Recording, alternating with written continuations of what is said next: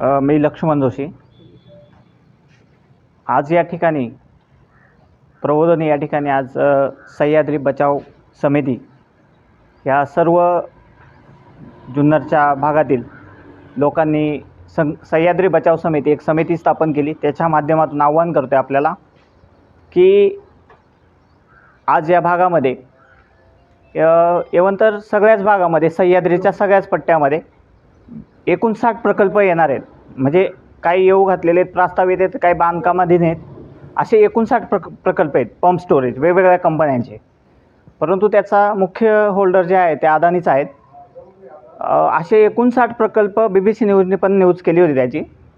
परंतु हा सह्याद्री हा देशभराचा तुम्ही अनुभव घेतला तर सह्याद्रीत लोक पर्यटन म्हणून फिरायला येतात.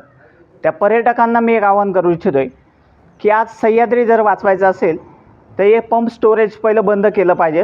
त्याच्यासाठी सगळ्या सह्याद्री प्रेमींना, मग दुर्ग घटक असतील, त्याच्यामध्ये अनेक फिरणारे लोक असतील, या सगळ्या घटकांना मी आवाहन करतो की आपण या लढ्यामध्ये सहभागी व्हावं. खरं म्हणजे हे प्रोजेक्ट झाले नाही पाहिजे, कारण अनेक प्रकारची जैवविविधता या भागात आहे. पर्यावरणीयदृष्ट्या आरक्षित हा प्रदेश आहे.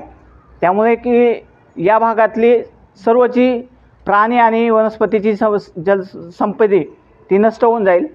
त्यामुळे आणि खरं म्हणजे हा भाग जो आहे तो एक महाराष्ट्राचा श्वास आहे.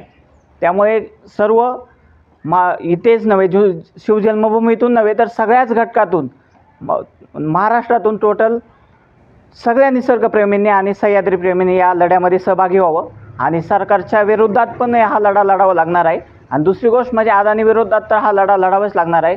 परंतु या घटकांना नक्कीच अप्रोच होऊन या लढ्यात सहभागी व्हावं असं आवाहन मी सर्व सह्याद्री प्रेमींना आणि निसर्गप्रेमींना करत आहोत. नाणे घाटामध्ये हजारो पर्यटक येत असतात आणि हा जर प्रकल्प झाला तर त्याच्यावरती काय परिणाम होईल, काय सांगा? नाणेघाट तसा ऐतिहासिक खूप आहे, कारण एक त्याला महत्त्व पण आहे. आणि खरं म्हणजे हा छत्रपतींचा तालुका आहे. त्यामुळे छत्रपतींच्या स्वराज्यामध्ये एक ढाल बनून सह्याद्री उभा राहिला आहे आणि त्याच्यामध्ये नाणेघाटाचं विशेष महत्त्व आहे इतिहासामध्ये. त्याच्यामुळे नाणेघाटावर नक्कीच त्याचा परिणाम दिसेल. कारण हा प्रकल्प होता आणि केवळ धरण बांधणार आहेत, बोगदा करणार आहेत, हे एवढंच होणार नाही. याचे काही कार्यालय बांधले जातील, काही रस्ते कॉरिडॉर केले जातील, अनेक प्रकारची इथे हानी होणार आहे. त्याच्यामुळे अनेक झाडं तोडली जाणार आहेत. त्यामुळे नाणेघाटावर निश्चितच याचा परिणाम होणार आहे. ब्लास्टिंग सगळ्यात महत्त्वाचं, त्यांनी दिलेलं एका 6 ब्लास्टिंग गोडवानं इथे बांधले जाणार आहेत. म्हणजे त्याची स्फोटक आणून ते वापरली जाणार. म्हणजे 59 प्रकल्प म्हणजे 59 बोगदे सह्याद्रीला पाडणार आहे. मग तिथं पाणी राहणार नाही प्यायला.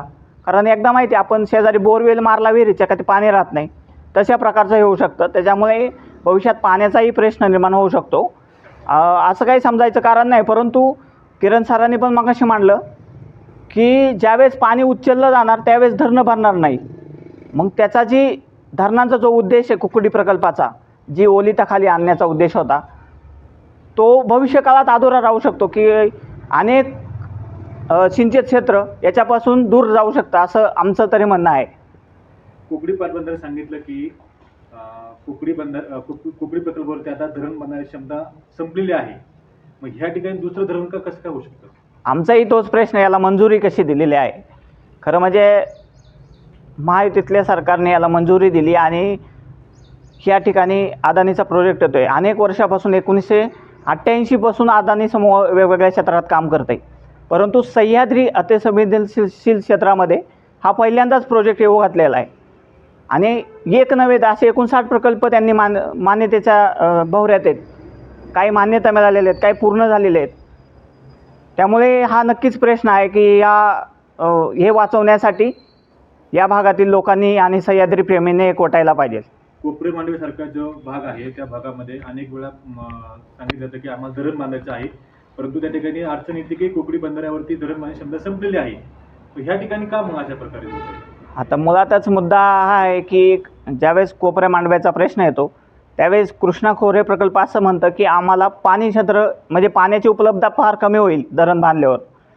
मग अशी ज्यावेळेस त्याला मंजुरी मिळत नाही, वेगवेगळ्या तांत्रिक कारणाने अडचणीत आणलं जातं. आमचा जलसंपदा विभागाला पण एक सवाल आहे की तुम्ही असं असताना त्यांना मंजुरी कशी देताय. आणि पश्चिम आणि पूर्व अशा ज्या वाहिन्या आहेत त्या एकत्र करायला साधारणतः बंदी आहे. म्हणजे पाण्याची पश्चिम आणि पूर्व वाहिनी मग तुम्ही काळू नदी इकडे वरती कृष्णा खोऱ्यामध्ये त्याचं पाणी कसं घेत आहे हा एक सवाल आहे. म्हणजे या सरकारने याची उत्तरं पण दिली पाहिजे आणि जलसंपदा पर्यावरण विभाग असेल या सगळ्यांनी याची उत्तरं दिली पाहिजे. येत्या काळात सर्वांच्या विरुद्ध हा संघर्ष तीव्र केला जाईल. राज्याचे मुख्यमंत्री जे आहेत ते मागच्याच अधिवेशनामध्ये म्हटले की जे काही पंप स्टोरेजचे जे काही प्रोजेक्ट आहेत त्यांना पुढच्या काळात गती दिली जाणार आहे आणि म्हणून हे सगळं अगदी घाईघाईने होते का असं तुम्हाला वाटते? ज्यावेळेस महायुती सरकार बनलं त्यावेळेस त्यांची एक मुख्य एक व्हिडिओ पण त्यांचा प्रसारित झाला होता की महाराष्ट्र आम्ही देशामध्ये नंबरवर करणार आहे ऊर्जेमध्ये. महाराष्ट्राला एक वेगळ्या प्रकारची म्हणजे ऊर्जेचं म्हणून महाराष्ट्र गणला जाणार आहे आणि त्यामध्ये पंप स्टोरेजचा फार उल्लेख होता. त्यांनी याच्या अनेक मुद्द्यांमध्ये दिलेलं आहे. त्यामुळे हे महायुती सरकार त्याला पाठिंबाच देणार आहे. त्यांनी येत्या काळात त्यांची भूमिका बदलावी लागेल या सगळ्या लोकांचा विरोध बघून आणि ती बदलावी असं माझंही आज म्हणणं आहे. सगळ्या सह्याद्री प्रेमींचंही तेच म्हणणं आहे.